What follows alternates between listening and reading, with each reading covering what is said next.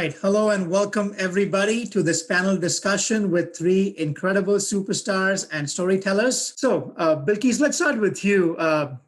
When we discussed as well, you mentioned you were the baby of the family growing up. And just what was that like for you growing up as well? And how did you get into basketball? I am the youngest of 8. I have 4 sisters and 3 brothers. We were all born Muslims, and basketball was just a part of our culture at that point. So who were you following and who were you sort of looking up to and playing when you did go out to play at the parks or where you did? Yeah, so I really started at the age of 5, got my first hoop, but basketball became more than just a hobby when I was around the age of 12. My parents had a very serious conversation with me and they said, look, we can't afford college, so you're going to have to use either your skill or your academics to figure out a way to get a scholarship to school. I used the basketball as a tool to kind of pave that way to a higher education. And it started in local parks against boys who hated to play against me. I would walk on courts and at first they would look at me like, no, you're not going to play with us. And then when I got out there, those boys were like, who's going to guard her? They would actually rotate all 5 boys to see who was going to stop me. And so I made a name for myself around the neighborhood. Kenna, you know a little bit about struggle too, growing up with your mom as a Somali immigrant and, you being one of 3 siblings too. Tell us more about your childhood and what was that like growing up? Yeah, so my mom came to the U.S. from Somalia around, 30 years ago, and she really imparted a gratitude and a humbleness and, the way I do everything. I was the middle child, so I was kind of forced to have a lot of, independence when I was, once my younger sister was born. And having an older brother, for me was probably the biggest athletic advantage, I ever could have asked for. There seems to be a little bit of a thread here of, playing in the parks and playing more at the grassroots level. And Jason, that's something you obviously know very well about in your professional world. But tell us about you growing up in Chicago and what was that like for you? It was really incredible. I grew up in a city called Richton Park, which is south of Chicago. Spent a lot of time on the south side. My mom's family is from Bridgeport, just South Chicago area, and spent a lot of time there in Chicago parks playing a ton of basketball. But it was really a tremendous upbringing, I got to tell you, and exposure to a lot of different opportunities. And I will say through my teen years, especially a time of absolutely tremendous change in cultures and, all throughout those years. And you acknowledge a little bit just in terms of growing up with privilege and going to the YMCA and seeing the haves and maybe the haves not, right? As you've experienced, you got to a point with sports as well. And I mean, how did you get into basketball and what was that experience like for you? Where I grew up, just South Chicago and going to the inner city quite a bit, it's kind of what you did.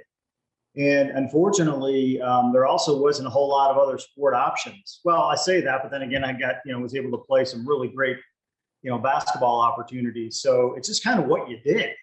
And I just remember, we'd play practically all night by the street lights, and most of the rims were half broken in Chicago, didn't have maybe metal nets standing. And it's kind of how you bonded. Speaking of opportunities to play, Bilkis, clearly you could ball and no one could guard you, which is great.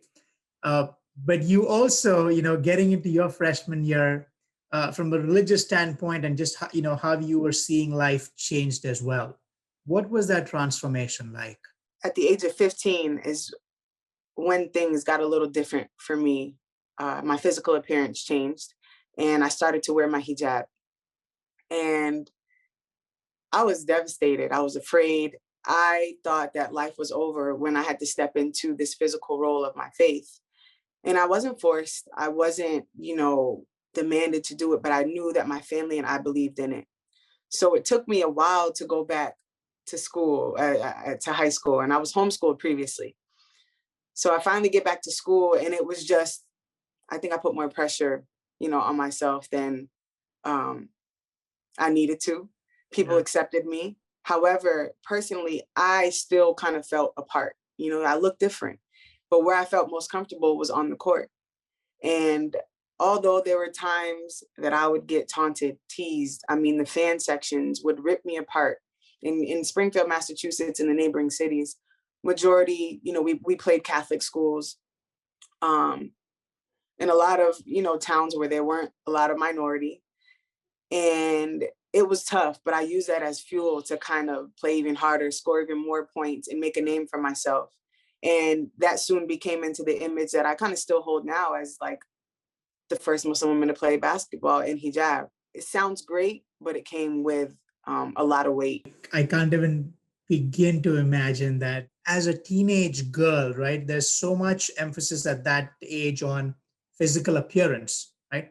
How were you navigating that personally as well, even off the court? I think that's where the challenge came in. At the age of 15, you're realizing the beautiful parts about yourself. And really, as a woman, your hair speaks a lot about you. And I loved my hair. I loved doing it in different styles, and it was something that came with having to cover that up and not feeling beauty or not fitting the standard of beauty. And as women, it's hard because although we shouldn't compete against each other, you also, want to be seen as pretty or as, it's just natural. It's human nature for women. And so when I went through that phase, I had to figure out how to balance that. And again, when you step on the court, you don't worry about those things. So my safe haven was basketball. Jason, you had very much of an epiphany as well, being on the basketball court in a different lens. And there's a picture just above your left shoulder, which is what first caught my eye when we were talking. And it looked like you were the only. And tell us more about the team. Tell us more about those experiences and what that was like for you. Yeah, it was a great experience, and it's interesting when folks see that picture, and it's just a really old picture. It just sparks a lot of discussion and why. That was an 8th grade picture, an 8th grade basketball team. I was the only white player at an all-black basketball team, and it was a district team. Frankly, I don't know how I made it, but I did. And I was the only, not only was I the only white player, but I was the only player for my school.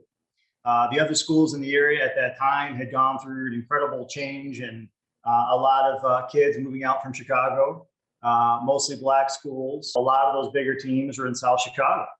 And I would regularly be the only white person in the entire city square block. And it was just very interesting what Bill Key said earlier was that, when you get on the court, it doesn't really matter anymore. When you get on the court, you just want to play. And that's sort of the true equalizer is actually getting out to play. I'll tell you that, I can't even imagine some of the things that, the other panelists had said. I was mistreated a little bit.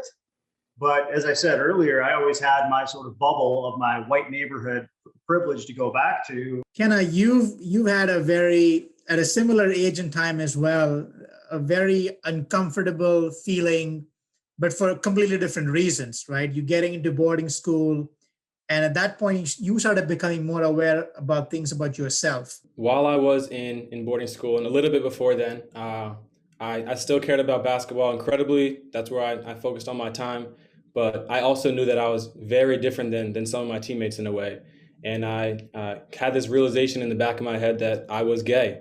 And I knew that, this was not something that I could change.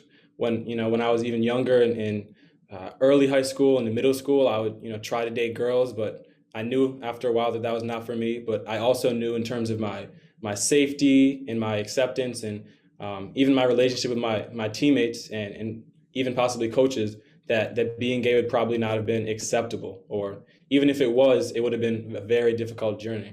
So that kind of, changed my relationship in terms of, while Jason was, aesthetically different than his team in terms of visually, he didn't fit in. I knew that a part of myself also did not fit in, but it was kind of in a more insidious fashion. Bilquis, how was that for you? There was so much press and coverage, and this novelty, if you would, of here's a girl wearing a hijab that looks completely different from others, and you started getting attention at the high school level and colleges were coming after you. What was that recruitment process like, and how did your parents and you navigate that? So early on, it started really with uniform when I was a freshman in high school. And at that time, of course, there was no dry fit material. There were no sports hijabs that you can find now. So I was in like a full sweatsuit. So I remember actually going into Dick's Sporting Goods, and we're just searching like, what is the lightest piece of material? So of course we found the thin cotton pants, a thin shirt, but still, I was still burning up on that court. And it was funny because the question I would often get was like, "Are you hot in that?" And I'm like, "Duh, I have 5 other layers than you. Of course I'm hot, you know." But honestly, like having that as a hindrance just made me play even harder, because a lot of people thought like, question what I wore. Jason, you've had an interesting trajectory as well in terms of diversity too. Here you are, a white guy growing up on the south side of Chicago, playing with an all-black team. I know you've married a Latina and you have biracial kids. You're like a walking United Nations, basically. What is that experience like for you and your family now? And how have you all been having these conversations around diversity and inclusion and just your family dynamic? Growing up in my household, it was very natural that we had a very welcoming environment, a very respectful environment, and just appreciated and embraced diversity and learning about different cultures. I do recall the names that I was called in the gymnasiums and how I was treated by different cultures. It made me absolutely sick to my stomach. I'd actually get ill. But you know what? Again, I had to deal with that for 60 minutes, maybe 30 minutes, whatever the case may be. And that appreciation and seeing how that, the lack of respect, the negativity, how hurtful it can be. And I had a taste of that. It's kind of carried me through my profession and what I do for a living as a public servant, and just wanting to build community and embrace the richness of diversity. Kenna, speaking of being judged, you mentioned Thanksgiving with your parents, but then you had to come back with the mask on to a team. And you had a coach that believed in you and supported you as well over your Christmas break. What was that process like when you came out, and how did that change your dynamic with the team and your teammates? Yeah, so I came out to my coach over Christmas break. So from Thanksgiving to Christmas, I was still closeted to everyone. And I chose him because he really, believed in me as a basketball player. He told me when I got to campus my first year, he thought I could be an All-American at my school. And, just having that bond with him, as a coach and player, I really trusted him. So I came out to him and he was really understanding. And, just from knowing I had his support, it gave me a little bit more confidence. And that spring, after my season had finished, I first came out to 2 of my friends. The other 2 Black men on the team, we were all first-year players. And while I don't think either of them were really equipped with the terminology or had really, had many gay friends in the past, let alone, gay athletes, gay teammates, they both were really accepting of me and, did their best to let me know that they had my back. But as you survey the landscape around you, from the time, your boarding school years to now, what has changed and what hasn't still changed? I think there's a lot more intention at being inclusive. This was the first year the NCAA even had a queer inclusive award created that specifically acknowledged people from the LGBTQ plus community. So I think there's way more representation in terms of media and in terms of institutional support, but there still is not a current out NBA player, a current out NFL player, a current out MLB player. And, these people exist. So, one way for us to really kind of survey environmentally how safe and how inclusive spaces are to look into these professional leagues. And if no one is coming out, that means that those spaces aren't inherently as inclusive as we probably like to think. And I know, Bilquis, you faced resistance too coming out of college when you wanted to play as well. And again, with the hijab and the rules FIBA had in place, what were those struggles like for you? Of course, after reaching that goal of getting a Division I scholarship, my next goal was like, okay, well, I am pretty good. Why not try to take my talent to the professional level? And I had a great senior season at Indiana State University and got an agent immediately after, trying out at one of the combines. And just through the process, I found out about a rule that FIBA had in place in regards to certain headgear. And this rule basically said you can't wear anything larger than an athletic headband. And so, after playing in the NCAA and getting a waiver to play and, kind of approve my religious attire, I was like, no problem. Like, I just played 4 years of college basketball, no questions asked. Let's tell them, I'm Muslim and this is what I practice. And when we, kind of let FIBA know, they responded saying they wanted to keep the game religiously neutral.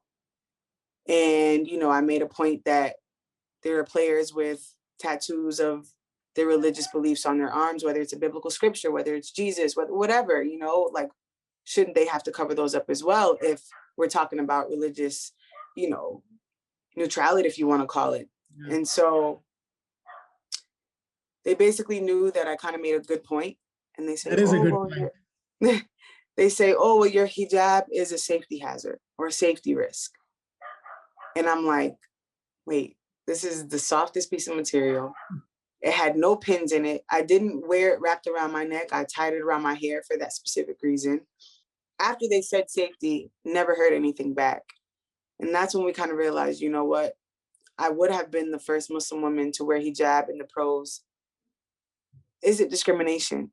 So we were trying to see what I could do to potentially play. And when we were just trying to get to more, talk to more people in FIBA, they cut off all communication. And so here I was with 3 months before I should have signed with the team overseas. Those 3 months went by fast. And I was faced with, really, I was at a crossroad. And that's when I started to question things about myself, about my faith, and whether or not I should play without my hijab. So it was a tough time for me personally. And I hear a little sound behind as well. So there you go. Sorry. No, it's perfect. It's what's made this whole COVID world so beautiful is we realize we have lives outside of work, right? Kids, pets, what have you. And I certainly hope as we come on the other side of the pandemic and God willing soon, that we remember these lessons, right? Of what truly matters is the human connection and people. And, to all your points, as Jason said, be the leader we wish we had, right? Don't be so quick to judge. To Kenna's point as well, if you have the privilege, be sure to have a seat at the table and a voice for those that may not. And then to your point, Bilquis, starting with each one of us, we have to be the change we wish to see in the world, right? We have to start with educating ourselves.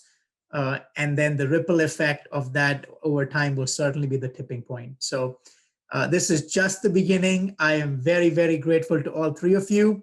For those of you watching, please look them up online, connect with them. I know Kenna is not on social media, but at least connect with him via email or look them up. Educate yourself on the resources we're sharing as well through today and going forward. And together, let's make a dent in the universe.